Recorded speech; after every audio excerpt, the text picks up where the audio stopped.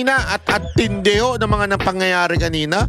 Pahiyang-pahiya si Soto. Kasi naman po to si Soto, talaga nga naman din nabuking siya. Halatang halata booking na booking siya. At alam mo ito pa ang kanyang propaganda at pinaniniwalaan niya. Pinaniniwalaan niya na natatakot daw itong bakit daw ba napapraning sa ilalabas na pagdinig ni Lacson. Lacson, makinig ka makinig ka na mabuti. Sabi mo may ilalabas kang CCTV. Siguraduhin mo lang may ilalabas ka sa Wednesday Kasi pag wala, sunog ka. Ibig sabihin, yun lang pala ay diversion lamang para, alam mo yun, para mawala yung attention. Kasi ngayon, ladies and gentlemen, people of the House, House of Representatives, napunta na ngayon sa Senado. Utanginan yan, shit. Masasabi ko lang dito yung una, kay Diskaya ang focus ang focus kay Diskaya, pinangalanan yung mga congressman at yung mastermind. Tapos kinabukasan, nailipat na kaagad sa Kamara. At paano nangyayari yun? Dahil nagkaroon ng pagdinig sa Kamara at itong isang sinungaling na si Bryce, pinagtututuro itong mga senador.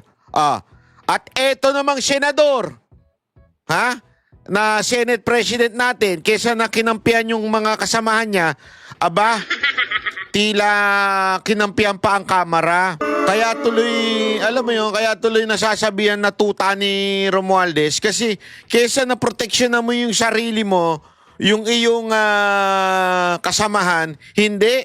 Ikaw ay biglang bumaling kasi alam mo ito wala naman sanang masama kung sakasakaling talagang mga senador ang may problema. Wala namang masama. Kung may kurap sa Senado, banata natin yan, kaliwat kanan, minuminuto. Banata natin yung senador na yan. Kaya lang ang problema, meron nang sinabi, yung si Diskaya. Ang dami niya ng pinangalan ng congressman. Ultimong mga mastermind pinangalanan na niya. Parang nawala. Ibalik natin doon kay Diskaya.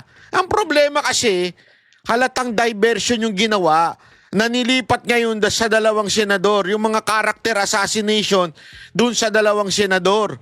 Napaka-obvious Tanga na lang makakapagsabi na hindi dinivert yung talagang tunay na revelasyon. Yun yung kay Diskaya, di ba? Apaka-obvious naman. Bobo na lang makakapagsabi. Walang pag-diversion na naganap. Anyway, ito, ipapakita lang natin yung mga salpukan sa Senado. Ang lupit po kasi. At alam nyo, ladies and gentlemen, pahiya umiyak si Soto. Bago tayo sabihan na fake news ni Soto na umiyak siya. Linawin natin hindi ito literal na umiyak. Ang ibig po sabihin natin ng umiyak is figurative speech. Ibig sabihin po niya, ladies and gentlemen, talagang nadali siya, napikon siya sa mga paratang sa kanya. At alamin natin, yung mga paratang ba ay merong bang basihan? O baka naman wala? Panoorin natin Mr. President, since nabanggit mo na lang rin na yung pagpangalaga sa lahat ng miyembro ng Senado ay isang tungkulin ng Senate President. I just would like to bring to the attention of the Senate President. I came across with the news. Ayan. Now, when the Senate President was asked by a certain Christian Esguerra regarding the minority taking up the question about the custody of Bryce Hernandez. Ito po ang sagot ng ating Senate President, which I find it very, very, very sad because very strange. Being the Senate President, we hope that you are going to take care of not only the majority, because you are not the majority leader, you are the Senate President, and we hope that the majority and the minority will be taken care of by the leadership of the Senate. Yan dapat. Yan talaga dapat. Ang Senate President, hindi Senate President ng majority lang. Dapat po, Senate President siya ng majority and minority. Ibig sabihin, yung opposition at saka yung administrasyon. Di ba? Dapat Senate President siya ng 24. Ang problema, since may utang na loob siya sa Malacanang dahil siyang pinalit kay Chis Escudero, kaya tuloy, Walang mangyayari. Alam mo, sa totoo lang, na-frustrate ako dito kay Soto. And if I quote your answer, Mr. President, gimmick yan ng minority. Ah, Hindi ba nila naiisip na baka si Martin Romualdez ang tuta ko? Makabintang sila? tuta daw ni Soto, si Martin Romualdez. Tuta, pero nung pinakiusapan na wag dalhin sa Senado, hindi mo dinala si Bryce Hernandez. Paano naging tuta yun? Pinakiusapan ka lang, ha? Pwede ba, wag na lang dyan. Sa krami na lang. Eh kung hindi ka pa inaway ng minority, kung hindi ka pa inaway ng nila Marcoleta, nila Bato, nila Cayetano, baka hindi mo dalhin sa Pasay, di ba? Kung hindi pa kayo nagtalo-talo dyan, tapos sasabihin mo, tuta mo si Romualdez. Napaka, naman, sir? Sinong ginagago ninyo? Yung mga audience nyo sa noon times nyo. Porque pinagbigyan ko yung TRICOM, tuta na ako. May ginawa ba akong illegal? Yung request ng House of Representatives, illegal? Hindi. Ang gusto ninyo, awayin ko yung House of Representatives on day one. Mamatay sila sa sama ng loob. Hindi illegal pero hindi tama. Ipapaliwanag yan ni Marcoleta kung bakit. Ipapaliwanag din yan ni Cayetano kung bakit. Kasi malinaw po na nakasulat, nasusulat, ika nga. Nasusulat sa rules. Ito problema kasi pag hindi abogado ang Senate President, mahina at yung pag-unawa sa mga salita, hindi kaagad na iintindihan. Alam nyo kasi, napaka-importante niyan. Alam nyo ba sa mga abogado, napaka-importante ng wordings. Yung sabi nga ni Cayetano, hindi na yan yung ini-interpret pa. Kung ano na mismo yung sinabi, yun na yun. Mapaliwanag ko yan ni Cayetano. So, malungkot lang ito, dalawang punto, Mr. President. Bakit? Una, yung mamatay sila sa sama ng loob. Bakit naman? Ganun. Kami, Mr. President, hindi mo po kami mapatay sa sama ng loob dahil hindi na po masama ang loob namin dahil tanggap na namin na kami ang minority. Ang kinasama lang ng loob namin is bakit kailangan pang patayin kami sa sama ng loob? Hindi na po masama ang loob namin. At pangalawang punto, Mr. President, gimmick lang ng minority yan. Ang Senado po, hindi po ito noon time TV show na Yun. Alam mo, dahil doon, umiyak si Soto. Again, it's not literal, it's figurative speech. Umiyak si Soto doon, ipapakita ko sa inyo, ha? puro gimmick ang ating titikap dito. Kami po ay nag-raise dito ng legitimate issues which requires legitimate attention. So, Mr. President, ako po ay nalulungkot which brings me to my parliamentary inquiry, Mr. President, na yung si Bryce Hernandez, yung kanyang custody was transferred, physical custody, I'm talking about physical custody, was transferred from the Pasay City Police Station to the Senate Sergeant at Arms room. Through yung from correction, from Camp Crame to Pasay, it was done through plenary action. Now, lately we heard that he was again transferred from Pasay to the Senate without plenary action. This is my parliamentary inquiry. Kung is a parliamentary action can be subverted by an action which is not a parliamentary action? Yun lang tanong ko. Matter of procedure lang, Mr. President. Dahil kung ganun, kailangan klaruhin natin yung ating rules. Thank you, Mr. President. Before I recognize the majority leader to place on record the recommitment of Mr. Hernandez, when I said mamatay sila na sama ng loob, we were addressing the trolls because it was the trolls who were saying something to that effect. Na misunderstood nila completely. No? I'm not supposed to do this. I'm not supposed to answer you here in the rostrum, but I cannot help but do that because you took the floor and parang sinisita mo yung Senate President, which is very unparliamentary. Sinisita? But nevertheless, I will answer you. Hindi naman sinisita. No? Like, for example, yung sinasabi nila na sumunod daw ako kay Martin Romualdez. Just because I mentioned that Martin Romualdez called me does not mean that ako'y sumunod sa kanya. The request was coming from the House of Representatives, and the request was to retain Hernandez in Congress. At doon ako hindi pumayag. Is that being tuta? So you cannot help but also think na sasama ang loob ko pag binibintangan ako ng salita. Hindi po ba?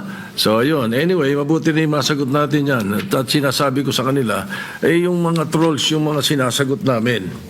Ngayon, Sir, hindi po kami trolls. Mga tao po kami na nakikita namin na obvious naman na dapat isoli sa inyo. Maligtad kasi, ito, ipapaunawa ko sa iyo nang maintindihan mo, ha. Ito, ipauunawa ko sa inyo kung nang maintindihan nyo. In the first place, sir, yung si Bryce Hernandez, nasaan po ba siya? Nasa gitna po ba siya? O nasa Senado siya? O nasa Kamara siya? Saan po siya nanggaling, sir? Pakisagot. Ako nasasagot para sa'yo. Nanggaling siya sa Senado. So therefore, the action was dinala siya sa Kamara. Tama, mali. Hiniram siya ng Kamara. Therefore, pag hiniram, ano dapat ang gawin? Ibalik sa Senado. Pinalalabas ninyo na para bagang hindi kayo sumunod kay Romualdez. Hindi nyo siya pinayagan na itago nila si Bryce. So sinasabi mo ngayon na baka tuta mo pa si Romualdez kasi hindi ka pumayag na magstay doon si Bryce. Because you were coming from na si Bryce ay nanggaling sa Kamara. Which is totally wrong. Bakit po? Si Bryce nanggaling sa Senado. Therefore, what is the basic truth? Kailangan isoli siya sa Senado. So ano yung fact doon? Yung fact doon, hindi siya gustong isole ng Kamara sa Senado. It's not the way you are saying it na tipong sinasabi mo, hindi mo sila pinayagan na stay dun si Bryce. Naturalmente. Because in the first place, sa inyong possession yun eh.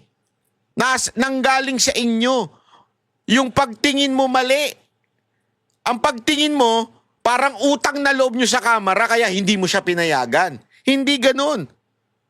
Utang na loob ng Kamara na hiniram si Bryce. Sir, wag tayong lumayo doon sa fact na nanggaling yan sa Senado. So therefore, dapat isoli yan sa Senado. Yun. Ngayon, ayaw isoli ng Kamara. Sabi niya, natatakot kasi si Bryce, kaya doon na lang siya sa Kamara. Ay putang inang yan. Siya pa talaga ang natakot. Dalawa lang yung quote-unquote binanggit niya sa Senado. At yung dalawang yun, right now, they are minority. Right now, they are in the opposition side. Right now, they are not part of the leadership of the Senate. Matatakot sila. Eh si Diskaya nga, na sino ang pinangalanan? Yung mga congressman nakakampi nung leader ng Congress. Na mismong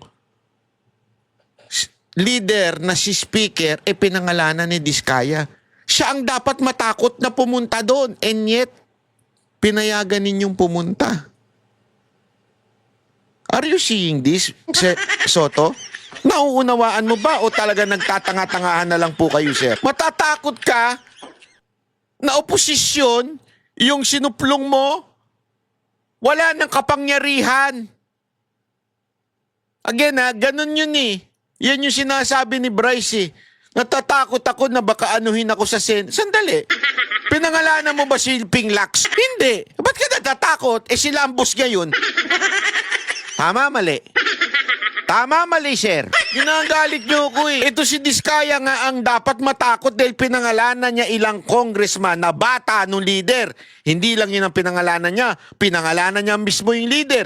Pinangalanan niya yung kanang kamay ng leader. Anak ng tutsang kalabaw, hindi ka ba matatakot doon? And yet, pinayagan ninyong pumunta sa Senado. Tapos ngayon, babaligtarin yung istorya, tutaan ninyo si Romualdez. Anong sino niloloko nyo? Tuloy, sir. Sir, the issue of Mr. Hernandez, the majority leader may read the recommendation or the recommitment of Mr. Hernandez to the Senate custody. Yes, Mr. President. Mr. President, with the permission of the body, we made a study on the action that transpired the last 2 days on the recommitment of Bryce Hernandez dito po sa atin sa Senado. To put on record, this is how it transpired. Last week, it was requested by, of course, the House of Representatives that we detain him in the House of Representatives. Hindi po kayo pumayag. Ang sabi nyo, kung ganun po ang gusto ni Hernandez kasi ayaw niyo pong bumalik dito, ang sinabi mo, hindi pwede. Dapat neutral and safe area dun po sa PNP Custodial Center. Hindi. Wrong. Pasensya ka na, Subiri. Mali yung paggamit mo nang hindi siya pumayag. Ano ang kagustuhan ni Bryce? Ako magtatanong sa'yo, sana masagot mo, ano kagustuhan niya? Hindi siya maibalik sa Senado. Tama, mali. Ano ang kagustuhan ni Bryce? Hindi siya maibalik sa Senado. Baguhin natin. Ibahin natin ng halimbawa. Anong kagustuhan ni Bryce? Adobong manok o kare-kare? Adobong manok ang gusto niya. Di ba? Ano ang binigay natin? Di ba? Anong binigay nyo? Binigyan nyo ba siya ng adobong manok? O binigyan nyo siya ng kare-kare dahil yun ang dapat kare-kare? Ay, hindi pala. Huwag na kare-kare, chapsuy. Ano ibig ko sabihin? Kunwari si isang tao, kailangan niya maging healthy. Yun ang basic. Chapsuy dapat ang kainin niya para vegetable. Sabi nung tao, hindi, ayoko ng vegetable. Gusto ko adobong manok. Sasabihin mo, hindi natin pinagbigyan si Bryce. Bakit? Ano binigay mo? Adobong baboy. So sinasabi mo ngayon, yun yung gitna. Kasi hindi nyo pinagbigyan si Bryce by asking gusto niya adobong manok pero binigay mo na lang adobong baboy. Hindi. Ano ang tama? Ang tama, ibalik siya o kumain siya ng chapsuy. Naintindihan nyo? Kasi parang ang dating, ang tama ay yung middle. Hindi yun ang tama, hindi yung middle. Ang tama is ibalik siya sa Senado. Yun ang tama, ibalik siya sa Senado. So, yung kagustuhan ni Bryce, nasunod pa rin. Ano yung kagustuhan niya? Ayaw kong ibalik ako sa Senado. Hindi niya siya binalik eh. So ano nasunod? Yung kagustuhan niya o yung tamat? Na ibalik siya sa Senado. So nagkaroon po tayo ng debate dito dahil it was our distinguished colleague Senator Marcoleta who raised the issue that why was he put in the PNP custodial area and not to the Senate detention facility, which was seconded by many of the members of the minority. A debate ensued. After the debate, I asked for a minute suspension and we all suggested na sa Pasay City Jail na lang po dahil malapit po sa Senado. So therefore, sinunod nyo yung kagustuhan ni Bryce na wag ako ibalik sa Senado. Hindi nyo ibinalik sa Senado eh. Sa Pasay nyo ibinalik inilagay eh. So ibig sabihin, sinunod nyo yung kagustuhan ni Bryce. As simple as that, Mr. Subiri.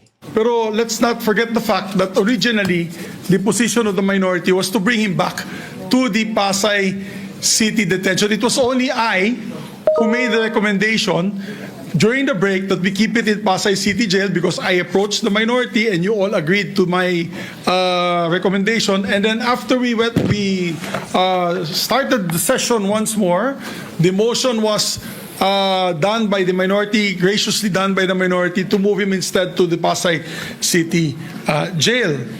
But upon consultation of the chairperson of the Blue Ribbon Committee, Senator Lacson, the Senate President granted the request as the Senate, the chairperson of the Blue Ribbon Committee, requested that he be brought back to the Senate, which was really, at yun talaga ang posisyon ng gusto ng ating minority at the time, para wala ng gulo. Pumayag po kayo na dito na lang sa Senado, at may request na rin po, for the record, may sulat po si Bryce Hernandez, ang mga abogado niya, na ibalik siya dito, at yan po ay confirmed sa kanilang hearing this morning for his writ of amparo before the Pasay City Regional Trial Court. Sinabi po ay doon na lang po ako sa Senado ilagay. So, the Senate President acted on the request na gusto ibalik na lang po dito. Tayo naman po ang tayo naman po ay may kustudiya niya sa kanya. At as a matter of fact, while watching the press con of our distinguished colleague Senator Marcoleta, nung tinanong sa kanya, sinagot po ni Senator Marcoleta ay tama naman po yan. Dapat talaga dito siya sa Senado kasi tayo po ang may kustudiya. Sinabi po ng ating mahal na senador yun. So we also pursuant to Article 6, Section 6 of the rules of the Blue Ribbon Committee, which states, a witness cited in contempt may be ordered to be detained in such a place, be designated by the committee or concurrence of the Senate President by either detention order or commitment order. And under that commitment order, wherein the witness cited contempt refuses to produce documents required of him and her, or to be sworn, or to testify, or maliciously evades or misleads the committee, or otherwise... Ngayon, ganito, sinasabi ngayon ni Tony Zubiri na since gusto naman natin ibalik dito, ibinalik natin dito. Alam nyo, meron ako napanood na, nakalimutan ko na lang kung kanino eh. I think it was Soto also na sinabi niya, I think, correct me if I'm wrong, na parang mas maganda nga dito sa Senate eh. Kasi dito aircon, may TV pa. Parang sa isa sa mga interview sinabi niya yun eh. Dun sa Pasay City Jail. Parang to justify yung pagdala ni Bryce Hernandez sa Pasay City Jail, parang sinabi niya, ang pangit-pangit sa Pasay City Jail. Dito sa Senado, kaya mas okay na siya doon para maghirap siya, parang ganun ang dating, di ba? Parang sinasabi niya na tama yung desisyon natin na ilagay sa Pasay City Jail. Kaya lang ganito eh. Ewan ko kung narinig ni Bryce yun, narinig ng abogado niya yun. Parang nung nagdesisyon naman na si Bryce na bumalik na sa Senado, ewan ko kung dahil ba nahirapan siya sa Pasay City Jail, bigla naman ninyong sinunod. Ngayon, nasa Senado na siya. Kaya dito mo masasabi na parang, sandali. Kung ano gusto ni Bryce, yun ang sinusunod ninyo. Sandali, sa mga hindi mo nakakaalam si Bryce Hernandez. Si Bryce Hernandez po yung nagpangalan kay Jinggoy at saka kay Villanueva na bilang kasangkot dito sa flood control project. Pero sa totoo lang, napaka-obvious naman na pagsisinungaling yung ginawa niya sa Kamara. Pero gayon pa man, ang nangyari, noong una, ayaw niyang bumalik sa Senate, kaya siya inilagay galing siya sa Kamara, pumunta sa Krame, tapos kunwari, meet halfway daw, dinala na lang sa Pasay City Hall. Pagdala sa Pasay City Hall, ewan ko kung nahirapan yun, kaya biglang nagdesisyon siya ang nagdesisyon. Siya ang nagsabing, through his lawyer, okay na daw ibalik sa Senate. Kaya nga kine-question siya ng minority. Sino na ba nagdi-decision ngayon? Hindi, kine-question siya ngayon ng minority. Sino na ba nagdi-decision ngayon? Si Bryce na ba? Bakit ganun? Kung ano yung ginusto ni Bryce, kung saan siya makulong, dun siya. Alam nyo, sa sobrang tinamaan din si Soto, dumabas yung video na tila umiiyak siya. Again, not literal, but figurative. Umiiyak yung kanyang, ewan ko, napikon. Alam mo naman eh. Tinamaan siya doon sa, doon sa sinabi ni Bato na noontime show. Ito. Papalabas ko sa inyo yung video para makita ninyo. Ito. Ayan. Ito yung video na yun. Ayan. Kita nyo ano sinabi niya. Na-offend daw siya. Ayan, ito pala yung audio. Ayan, okay. Ito, pakinggan natin, ha? Para sa loob. Alam mo, hindi ko na lang pinatulan dahil huwag ganun. Ang totoo nun, mas marami na Huwag ganun. Iyak ka na. Mas marami daw natulungan ng noontime show. Kung marami palang natulungan ng noontime show, dun ka na lang. Huwag ka na maging Senate President.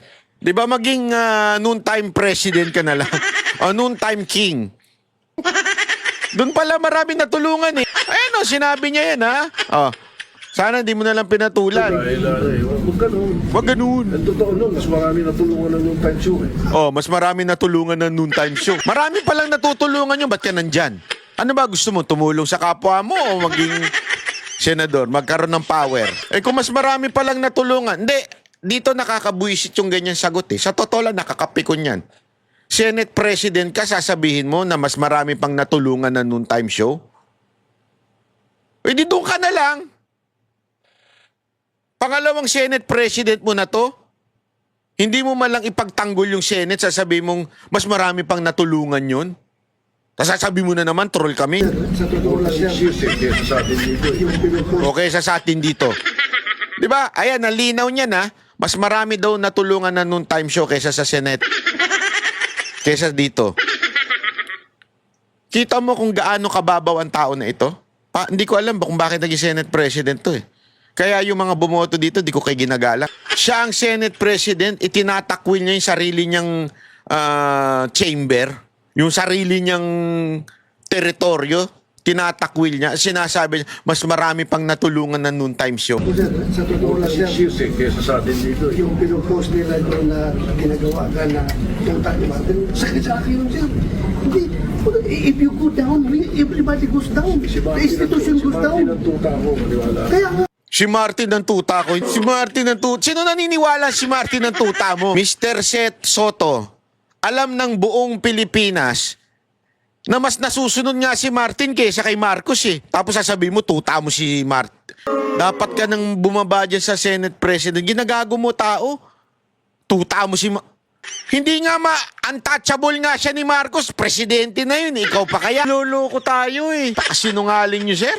kaya nga, pinapakita lang ginawa kang tuta ni Martin. Masakit sa amin yun. Kahit na minority kami. Miyembro kami ng Senado. Kung time show, hindi pa rin Para sa loob. Alam mo, hindi ko na lang pinatulan dahil huwag ganun. Ang totoo nun, mas marami na tulungan ng yung time show Ako, sir, sa totoo lang siya. kesa sa atin dito. Oh, mas maraming natulungan ng noontime show. Pero yung bayan, are we talking about the country? Alam mo, if no senator will speak up against this kind of stupidity, ewan ko na lang. Tangin ako, hindi ako papayag doon. Ikaw ako senador, hindi ako papayag. Sasabihin ng Senate President na mas maraming natulungan na noontime show kaysa sa Senate.